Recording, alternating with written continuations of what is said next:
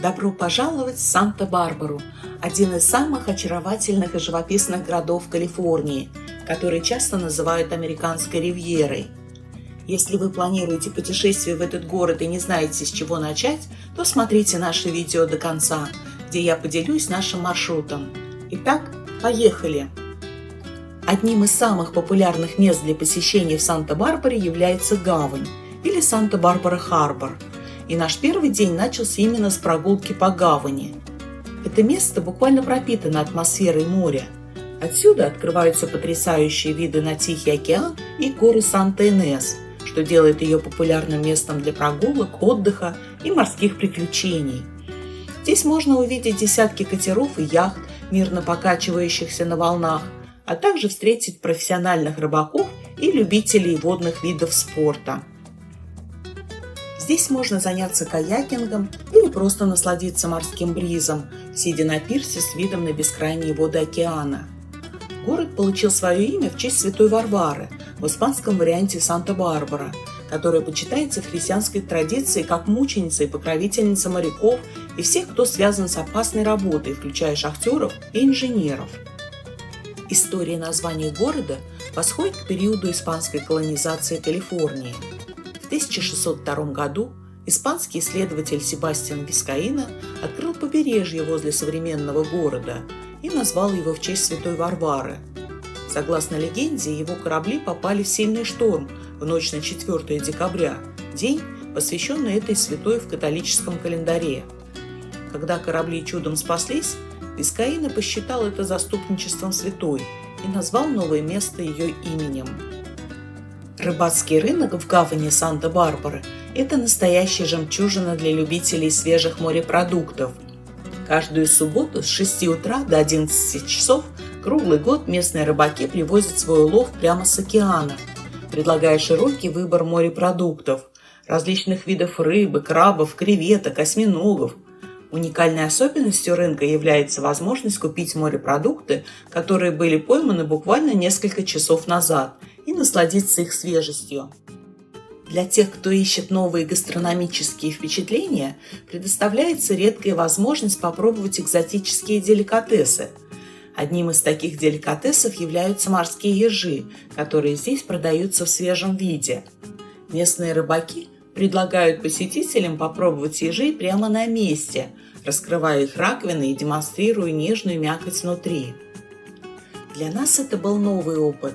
Попробовать свежего морского ежа прямо с рынка оказалось неожиданно интересным и запоминающимся моментом. Их нежные сливочные внутренности напоминают что-то среднее между икрой и рыбным паштетом. Мелкий морской еж имеет более сладкий вкус с легкими морскими нотками, в то время как крупный – солоноватый, ярче передающий аромат моря. Приятный вкус, нам очень понравился. Но я бы предпочла положить эту мякоть на хлеб с маслом и запить белым вином.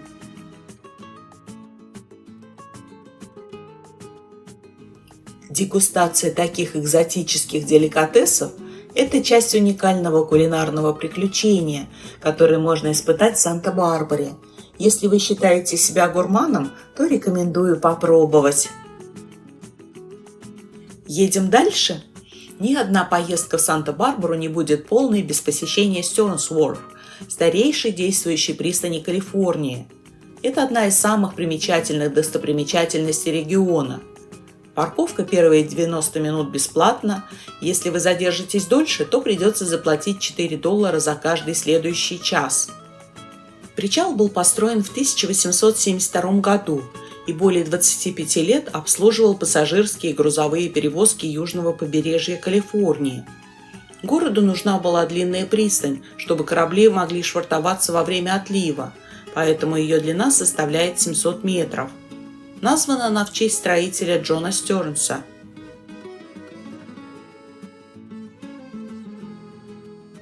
Прочные деревянные балки поддерживают пристань над Тихим океаном. На пристани находится морской центр. Если вы любите изящных медуз и морских коньков, вы наверняка не захотите пропустить поход в этот интерактивный аквариум. Здесь есть множество мест, которые можно посетить, в том числе необычные сувенирные магазины, магазины уникальной одежды, магазины рыболовных снастей, пункты проката удочек, магазины мороженого и многое другое. Мы решили заглянуть в магазин мороженого и освежиться шариком мороженого ручной работы.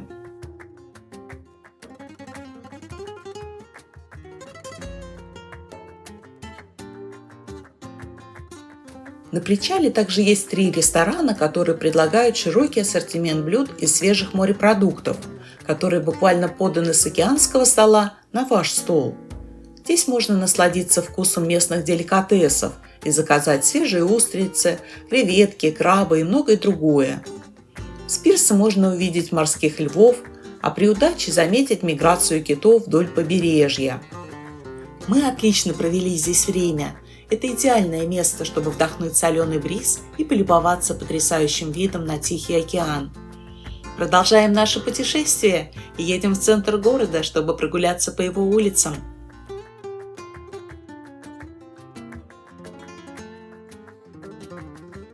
В центре города много парковок, которые первые 75 минут бесплатно, а далее идет почасовая оплата. Чтобы своими глазами увидеть одно из самых красивых общественных зданий страны, отправной точкой нашей прогулки стало здание суда округа Санта-Барбара, которое внесено в Национальный реестр исторических мест. Это до сих пор функционирующее здание суда, спроектированное в испанском колониальном стиле и построенное в 1929 году. Особенно красиво благодаря характерной четырехгранной башне с часами, красной черепичной крыше, элегантным аркам и оригинальному фонтану «Дух океана».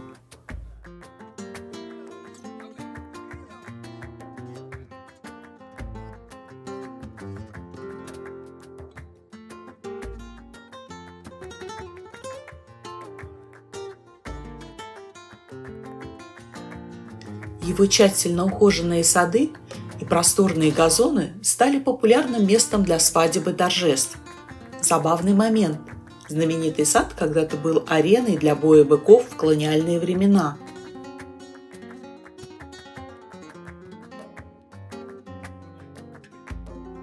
Бесплатные одночасовые экскурсии проводятся ежедневно. Бронирование не требуется, уточняйте только время. Из вестибюля первого этажа мы поднялись по богато украшенной лестнице, облицованной плиткой на 2-й этаж. С лестничной площадки посмотрите на потолок. Потолок с геометрическим орнаментом сделан из деревянных досок, подвешенных на тросах к бетонной крыше наверху. Он был расписан художником Джоном Смиральди. Стены украшены стилизованным фризом, расписанным в стиле мозаичных фризов. Они кажутся платьями, но на самом деле представляют собой пальмы. На 2-м этаже загляните в знаменитую комнату фресок, которая подчеркивает богатое прошлое Санта-Барбары и корни чумашской, испанской, мексиканской и иммигрантской культур. Первоначально это был зал собраний руководителей округа. Сейчас он используется для проведения свадеб и общественных мероприятий. Эта стена изображает раннюю историю Санта-Барбары, начиная с чумашей, которые жили в районе Санта-Барбара за 12 тысяч лет до прибытия испанцев. Великолепные детали повсюду, в том числе и на потолке, который также замысловато расписан, как и стены.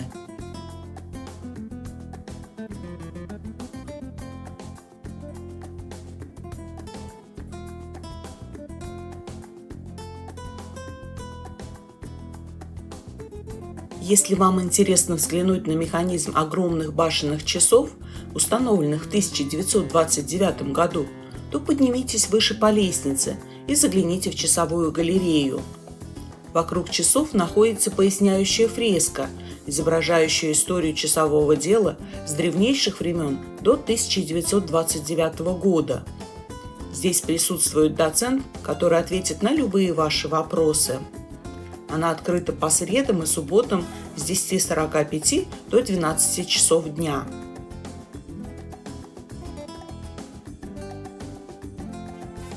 Потолок украшен созвездиями ночного неба.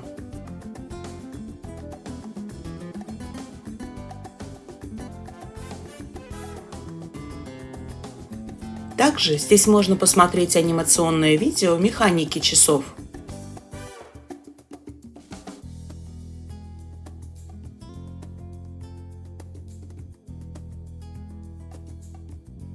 И отсюда обязательно поднимитесь на вершину башни с часами, чтобы полюбоваться невероятным панорамным видом на Санта-Барбару и за ее пределами. С высоты открывается впечатляющий вид на весь город, его живописные красные черепичные крыши, извилистые улочки, океан, пальмы и уникальную архитектуру в испанском колониальном стиле. Вид с башни часов помогает понять, почему Санта-Барбару называют американской ривьерой. Это настоящий уголок красоты и спокойствия, где природа и архитектура гармонично сливаются воедино.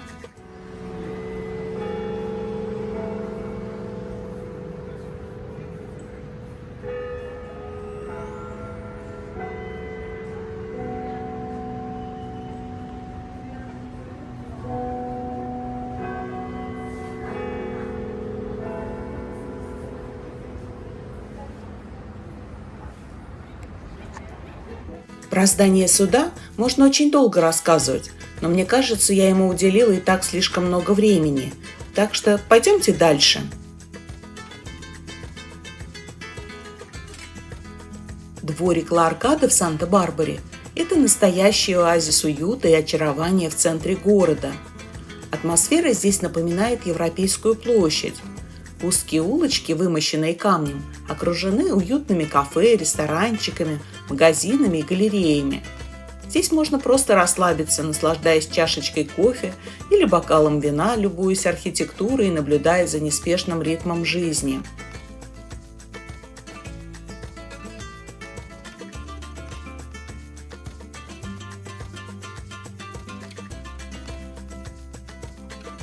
Узкий переулок вызывает воображение образа Испании, за исключением бронзовых скульптур в натуральную величину, в том числе сидящий Бенджамин Франклин. Особая магия Ла Аркады проявляется в деталях. Старинные фонари и зелень, которая украшает каждый уголок этого пространства.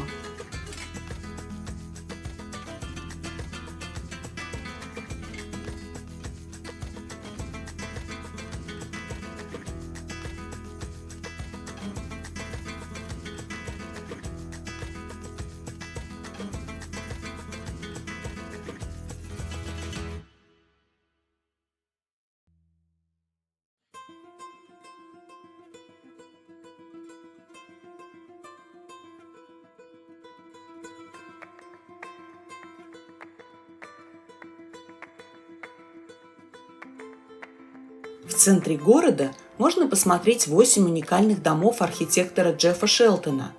Они вносят яркие краски и оригинальность в архитектурный ландшафт города. Смелые цвета и замысловатые декоративные элементы. Каждый дом имеет собственный характер и уникальный стиль, напоминающий о фантастических мирах или сказочных жилищах.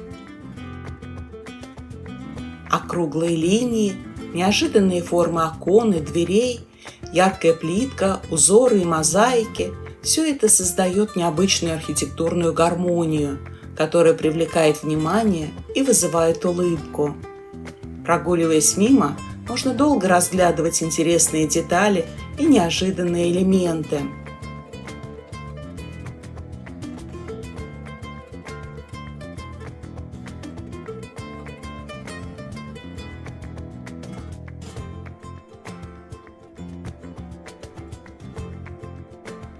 Этот зеленый дом, выложенный картинами, был построен с нуля на пустыре.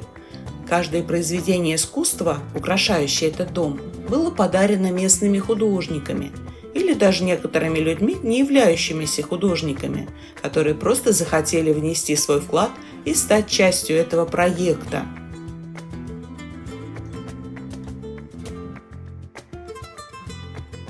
Башня Облит – пятиэтажное здание с волнистыми линиями и асимметричными окнами. Владельцы сдают этот дом посетителям, так что вы можете лично оценить дизайн.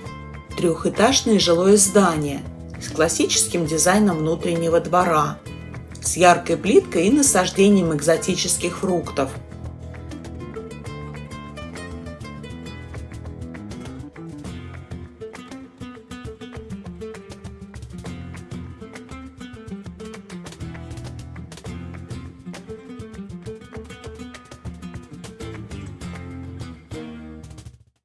Гуляя по улицам Санта-Барбары, мы случайно попали на Мозаик-маркет.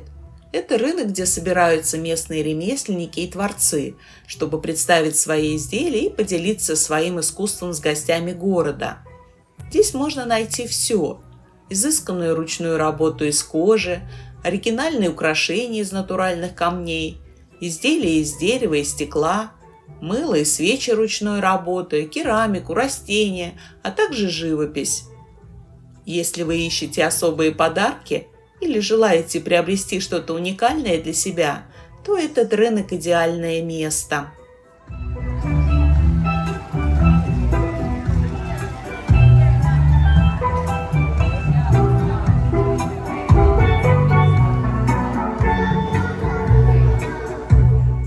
Далее мы посетили исторический символ Санта-Барбары – парк Эль-Пресидио, построенный в 1782 году с использованием труда местных индейцев Чумаш. Он охватывает 4 городских квартала и предлагает множество исторических достопримечательностей. Входная плата составляет $5 и включает посещение Каса де ла Гуэра. Еще нам очень понравился уникальный музей, посвященный рукописям и историческим документам. Мы случайно заглянули в это скрытое сокровище, и оно нас не разочаровало. Здесь находится огромная коллекция оригинальных рукописей и исторических документов в категориях литературы, науки, религии, политической истории, исследований, музыки и искусства. В число экспонатов, находящихся в постоянной экспозиции музея, входит документальный архив рождения Америки, выставка «Парк юрского периода», копия глобуса, которым пользовался Колумб, за исключением западного полушария, а также рукописные партитуры ведущих композиторов. Вы можете увидеть оригиналы таких документов, как рукописи Альберта Эйнштейна, Чарльза Дарвина, Бетховена, Марка Твена, летчика-космонавта Алексея Леонова и многих других.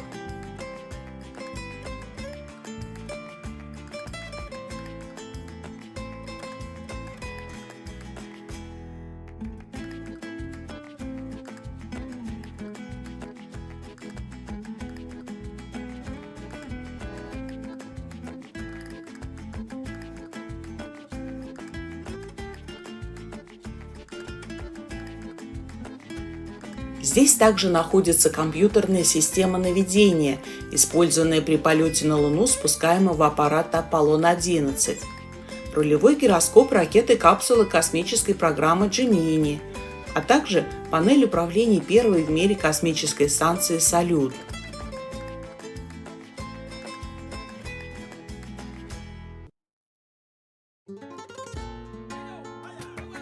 Это тихое и вдумчивое пространство, где история оживает через оригинальные документы.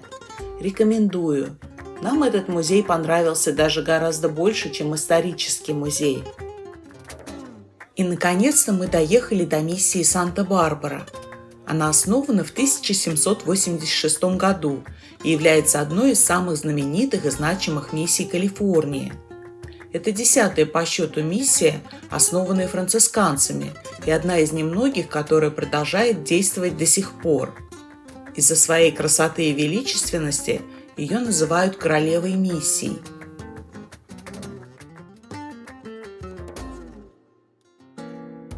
Помните арки, показанные в заставке сериала «Санта-Барбара»?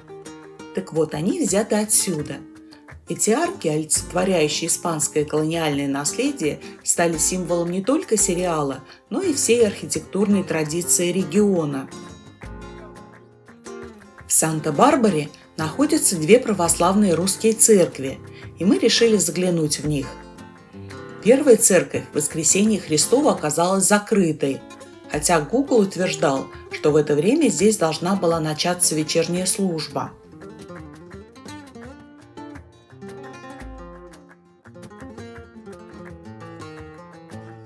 Вторая церковь Владимира Равноапостольного находится буквально в нескольких метрах от первой.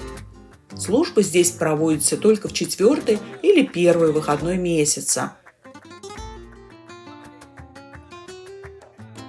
Но нам повезло, мы встретили мужчину по имени Валерий, который открыл церковь для нас и рассказал много интересного о ней. Если вы захотите посетить эти церкви, то лучше всего уточнять информацию о их часах работы по телефону.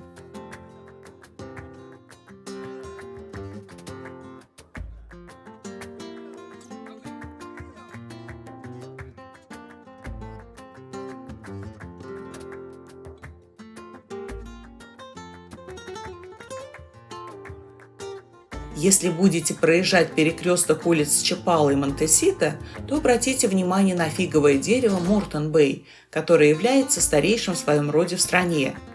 Моряк, посетивший Санта-Барбару в 1876 году, подарил саженец фигового дерева местной девушке, которая посадила его на Стейт-стрит. Но после того, как девушка переехала год спустя, ее подруга пересадила дерево на угол улиц, где оно находится сейчас. Его ствол имеет окружность 11 метров, а размах кроны составляет 54 метра. Это дерево официально признано исторической достопримечательностью. Было бы упущением, если бы я не упомянула о пляжах Санта-Барбары. Мы успели побывать только на одном пляже – Ароя-Бура, который местные жители называют пляжем Хендри. Он расположен всего в 10 минутах езды от центра города. Здесь есть мойка для собак, и если у вас есть лохматый друг, думаю, вас это обрадует. Парковка не очень большая, но бесплатная, без ограничений времени.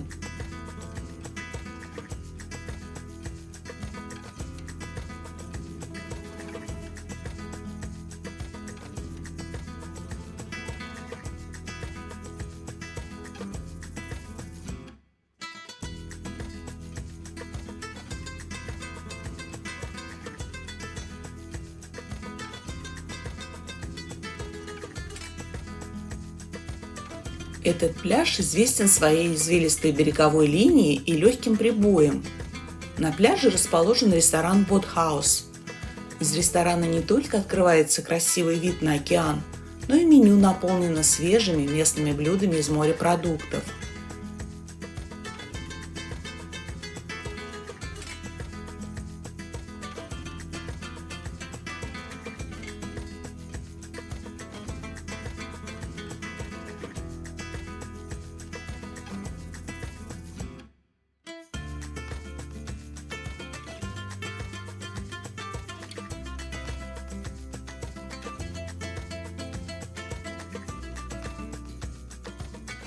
Над пляжем Ароя-Бура на холме расположен семейный заповедник Дугласов. И если вы хотите полюбоваться панорамным видом на береговую линию, то рекомендую прогуляться по тропе Ароя-Бура Бич-Луп. Тропа начинается от пляжной парковки и ведет через разнообразный ландшафт. Это легкий маршрут, длиной чуть более 1 мили. С тропы открывается вид на скальные образования, горы Санта-Инес и на береговую линию.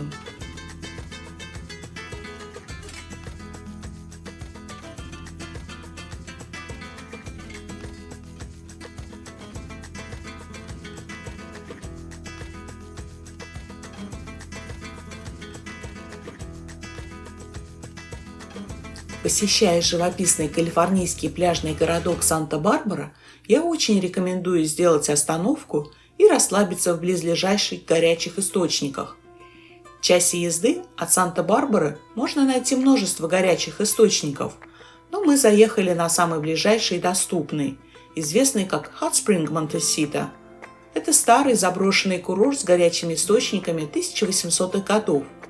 Тропа идет вверх по каньону, придется несколько раз пересекать ручей, но никакой сложности в этом не возникнет. Просто настоятельно рекомендую использовать приложение AllTrails.